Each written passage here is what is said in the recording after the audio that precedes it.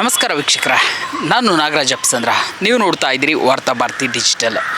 ರೇಣುಕಾಸ್ವಾಮಿ ಕೊಲೆ ಪ್ರಕರಣದಲ್ಲಿ ಮತ್ತೊಮ್ಮೆ ಜಾಮೀನು ಪಡೆದುಕೊಳ್ಳುವ ಸಾಹಸಕ್ಕೆ ನಟ ದರ್ಶನ್ ಕೈ ಹಾಕಿದ್ದಾರೆ. ನೀವು ಕೇಳ್ತಾ ಇರುವಂಥದ್ದು ನಿಜ. ಏನು 8.5 ತಿಂಗಳಿಂದ ಪರಪ್ಪನಾಗ್ರಹಾರ ಜೈಲಲ್ಲಿದ್ದಾರೆ ನಟ ದರ್ಶನ್.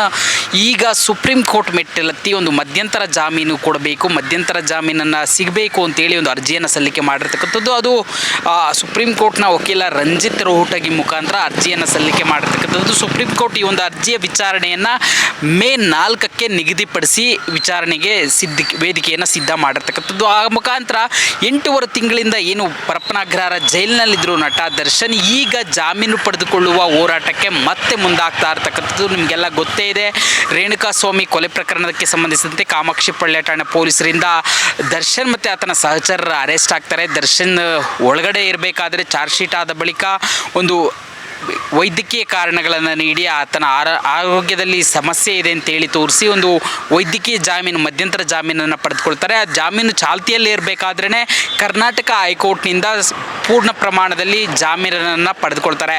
ಆದರೆ ಇದನ್ನು ಒಪ್ಪದಂಥ ಪ್ರಾಸಿಕ್ಯೂಷನ್ ಸುಪ್ರೀಂ ಕೋರ್ಟ್ ಮೆಟ್ಲೇರಿ ಸುಪ್ರೀಂ ಕೋರ್ಟ್ನಲ್ಲಿ ಅರ್ಜಿಯನ್ನು ಸಲ್ಲಿಕೆ ಮಾಡುತ್ತೆ.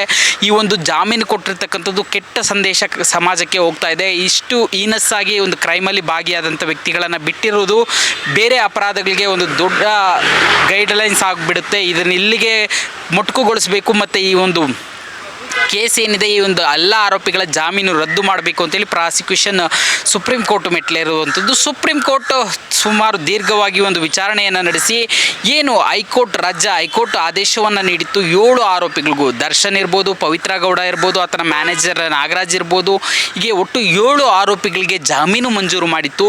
ಈ 7 ಆರೋಪಿಗಳ ಜಾಮೀನನ್ನು ರದ್ದುಗೊಳಿಸಿ ಆದೇಶವನ್ನು ಮಾಡ್ತಾರೆ. ಆ ಮುಖಾಂತರ ಸುಪ್ರೀಂ ಕೋರ್ಟ್ ಜಾಮೀನು ರದ್ದುಗೊಳಿಸಿದ ಬಳಿಕ ನಟ ದರ್ಶನ್ ಆ ವೇಳೆಗಾಗಿ ಡೆವಿಲ್ ಸಿನಿಮಾದ ಚಿತ್ರೀಕರಣವನ್ನು ಮುಗಿಸಿರ್ತಾರೆ. ನಂತರ ಪರಪ್ಪನಾಗ್ರಹಾರವನ್ನು ಸೇರ್ತಾರೆ.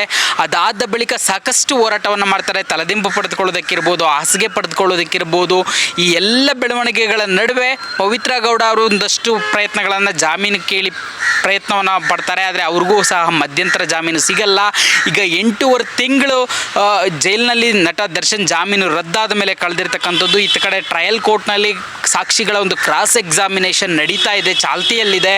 ಈ ಸಂದರ್ಭದಲ್ಲಿ ಮಧ್ಯಂತರ ಜಾಮೀನು ಕೊಡಬೇಕು, ವಿಚಾರಣೆ ಮುಕ್ತಾಯ ಆಗುವವರೆಗೂ ಅಂತಂತೇಳಿ ನಟ ದರ್ಶನ್ ಈಗ ಸುಪ್ರೀಂ ಕೋರ್ಟ್ ಮೆಟ್ಲೆತ್ತಿರ್ತಕ್ಕಂಥದ್ದು. ಹೀಗಾಗಿ ಮೇ 4ರಿಂದ ಸುಪ್ರೀಂ ಕೋರ್ಟ್ನಲ್ಲಿ ನಟ ದರ್ಶನ್ ಜಾಮೀನು ಪಡೆದುಕೊಳ್ಳುವ ಸಾಹಸದ ಕತೆ ಶುರುವಾಗುವಂಥದ್ದು. ಆದರೆ ನಟ ದರ್ಶನ್ಗೆ ನಿಜಕ್ಕೂ ಅಷ್ಟು ಸುಲಭವಾಗಿ ಮಧ್ಯಂತರ ಜಾಮೀನು ಸಿಕ್ಕಿಬಿಡುತ್ತಾ ಅಥವಾ ಜೈಲಿನಲ್ಲೇ ಇರಬೇಕಾಗುತ್ತಾ, ಕೆಲವೇ ದಿನಗಳಲ್ಲೇ ಸುಪ್ರೀಂ ಕೋರ್ಟ್ನಲ್ಲಿ ಡಿಸೈಡ್ ಆಗುವಂಥದ್ದು. ಅಲ್ಲಿವರೆಗೂ ದರ್ಶನ್ ಮೇ 4ರಿಂದ ಏನು ಆರಂಭ ಆಗುತ್ತೆ ಅದಕ್ಕೆ ಕಾಯ್ತಾ ಇರ್ತಕ್ಕಂಥದ್ದು. ಕೆಲವರ ಪ್ರಕಾರ ಸಿಗಬೋ ಸಾಧ್ಯತೆಗಳಿದೆ ಮಧ್ಯಂತರ ಜಾಮೀನು, ಯಾಕಂದರೆ ಒಂದಷ್ಟು ಡಿಲೇ ಏನಾಗುತ್ತೆ ವಿಚಾರಣೆಯಲ್ಲಿ. ಈ ಕಾರಣಕ್ಕಾಗಿ ಮಧ್ಯಂತರ ಜಾಮೀನು ಸಿಗ್ಬೋದು ಅನ್ನೋ ನಿರೀಕ್ಷೆ ಇದೆ ಅಂತ ಹೇಳಲಾಗ್ತಾ ಇದೆ. ಆದರೆ ಅಂತಿಮವಾಗಿ ಸುಪ್ರೀಂ ಕೋರ್ಟೇ ಈತನ ಹೈಕೋರ್ಟ್ ನೀಡಿದಂಥ ರೆಗ್ಯುಲರ್ ಜಾಮೀನನ್ನು ರದ್ದು ಮಾಡಿರೋದ್ರಿಂದ ಈಗ ಮಧ್ಯಂತರ ಜಾಮೀನು ಕೇಳಿ ಅದೇ ಸುಪ್ರೀಂ ಕೋರ್ಟ್ಗೆ ಹೋಗಿರೋದ್ರಿಂದ ಏನಾಗುತ್ತೆ ಅನ್ನೋದನ್ನು ಕಾದು ನೋಡಬೇಕಾಗಿರ್ತಕ್ಕಂಥದ್ದು. ವಿಡಿಯೋ ಜರ್ನಲಿಸ್ಟ್ ಗೌತಮ್ ಜೊತೆ ನಾಗರಾಜ್ ಬಿ ಅಪ್ಸಂದ್ರ, ವಾರ್ತಾ ಭಾರತಿ, ಬೆಂಗಳೂರು.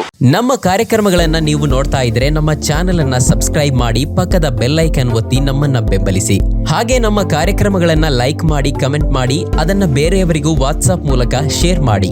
ನೀವು ಹೀಗೆ ಮಾಡಿದಾಗ ನಮ್ಮ ಚಾನೆಲ್ ಇನ್ನಷ್ಟು ಮತ್ತಷ್ಟು ಜನರಿಗೆ ತಲುಪಲು ನೀವು ನಮ್ಮೊಂದಿಗೆ ಸಹಕರಿಸಿದ ಹಾಗಾಗುತ್ತೆ. ಇದು ನೀವು ಯಾವುದೇ ಖರ್ಚಿಲ್ಲದೆ ಕೆಲವೇ ಸೆಕೆಂಡುಗಳಲ್ಲಿ ನೀಡಬಹುದಾದ ಸಹಕಾರ. ಧನ್ಯವಾದಗಳು.